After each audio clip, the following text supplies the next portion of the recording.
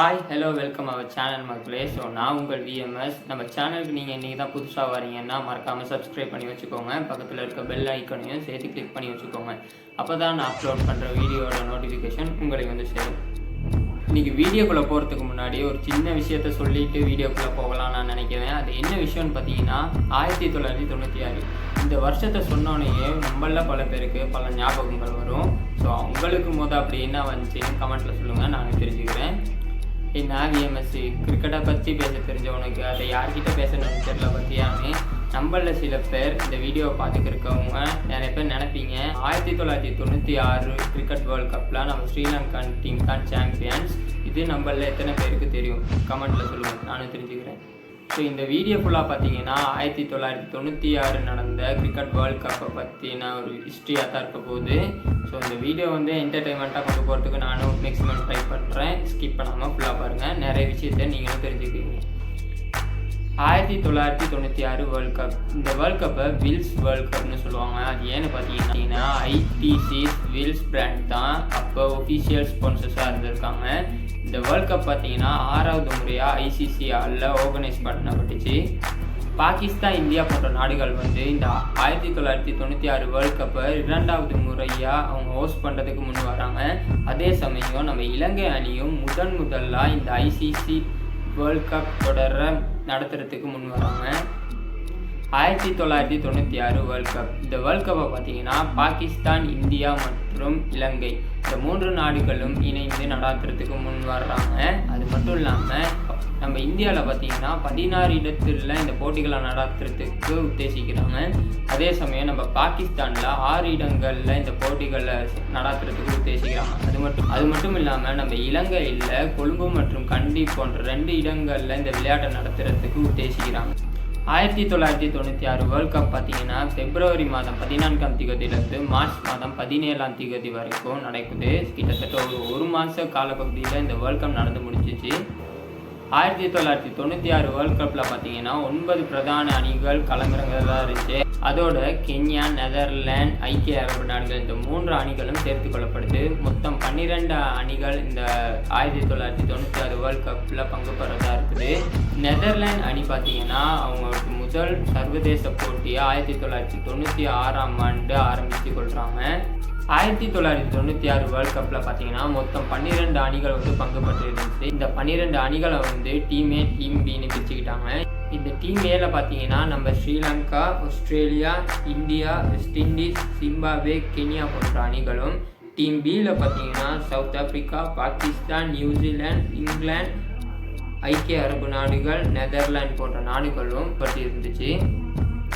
1996 world கப்பை பொறுத்த வரைக்கும் குரூப் ஏவும் சரி பியும் சரி அதில் இருந்த டீம் அவ்வளோ பேருமே நல்லா விளையாடக்கூடியவங்களாக தான் இருந்தாங்க. அந்த காலத்தை பொறுத்த வரைக்கும் நம்ம ஸ்ரீலங்கா போல ஒரு டீம் இல்லவே இல்லை. ஏன்னு சொன்னால் ஏன் சொல்கிறேன்னு பார்த்தீங்கன்னா நம்ம குரூப் ஏல இந்தியா, வெஸ்ட் இண்டீஸ், ஆஸ்திரேலியா போன்ற அணிகள் இருந்தாலும் அந்த காலகட்டத்தை பொறுத்த வரைக்கும் நம்ம ஸ்ரீலங்கன் டீம் தான் பாயிண்ட்ஸ் டேபிளில் நம்ம ஒன்றா இருந்தாங்க.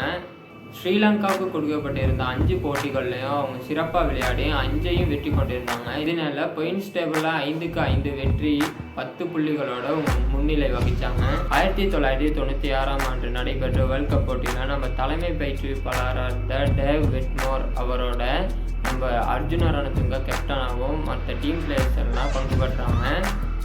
1996 வேர்ல்ட் கப்பில் நம்ம ஸ்ரீலங்கன் டீமில் விளையாண்ட பிளேயர்ஸ் எல்லாம் இப்போ பார்த்துட்டு வரலாம்.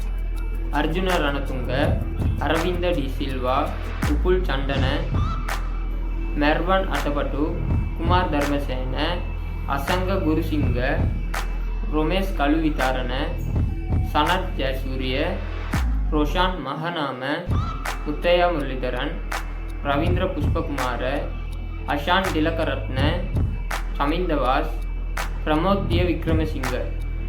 இப்போ சொன்ன அவ்வளோ பிளேயர்ஸோடையும் தான் 1996 நடந்த வேர்ல்ட் கப்லாம் நம்ம ஸ்ரீலங்கன் டீம் விளையாண்டுருக்காங்க.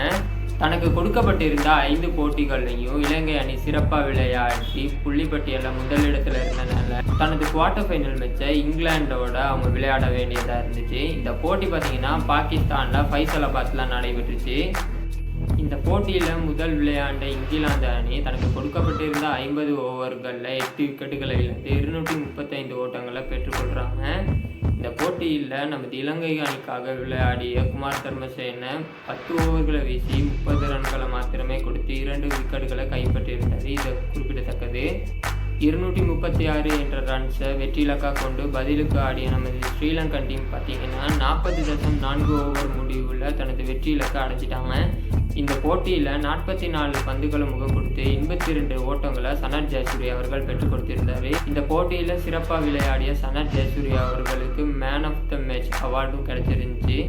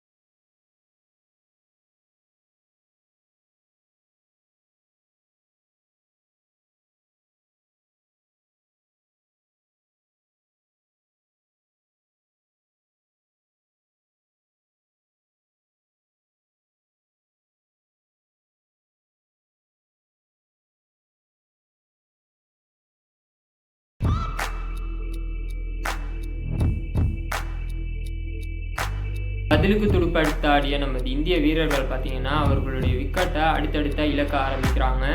ஒரு கட்டத்தில் 120 ஓட்டங்கள் இருக்கிறப்போ சச்சின் டெண்டுல்கர் ஸ்டம்ப் மூலமாக அவுட் ஆகிறாரு.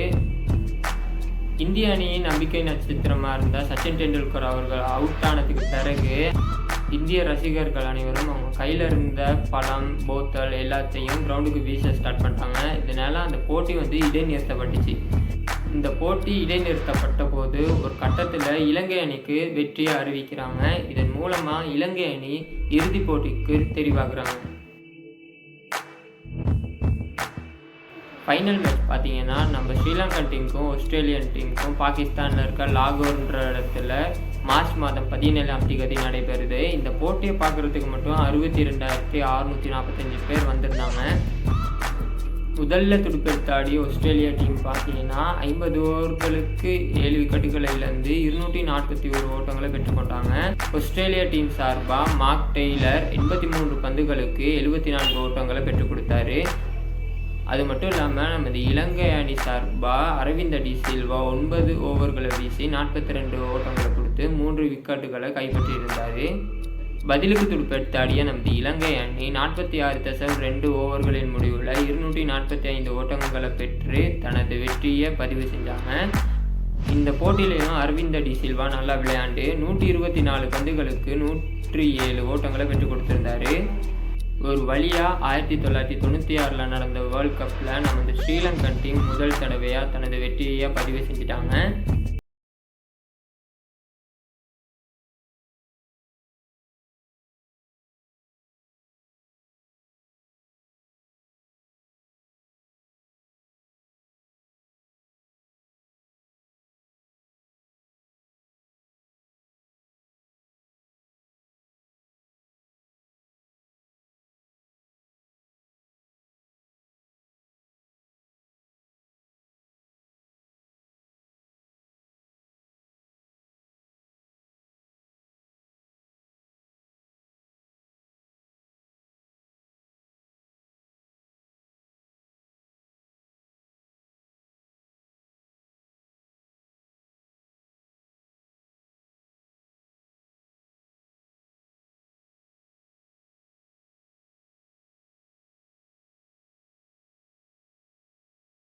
அவ்வளோதான் கேஸ், இந்த எபிசோடில் வந்து 1996 நடந்த வேர்ல்ட் கப்பை பற்றி ஃபுல்லாக சொல்லியிருக்கேன். பிடிச்சிருந்தால் லைக் ஒன்று பண்ணி விட்டுருங்க. ஏதாச்சும் சொல்லணும்னு நினச்சிங்கன்னா கமெண்ட்டில் தாராளமாக சொல்லுங்கள். அது மட்டும் இல்லாமல் உங்கள் ஃப்ரெண்ட்ஸ் அண்ட் ஃபேமிலிக்கு ஷேர் பண்ணுங்கள், நிறைய பேர் தெரிஞ்சுக்கட்டும். ஸோ இன்னொரு நல்ல கண்டென்ட் உள்ள வீடியோவில் சந்திக்கிறேன். அது வரைக்கும் டேக் கேர், பாய் பாய்.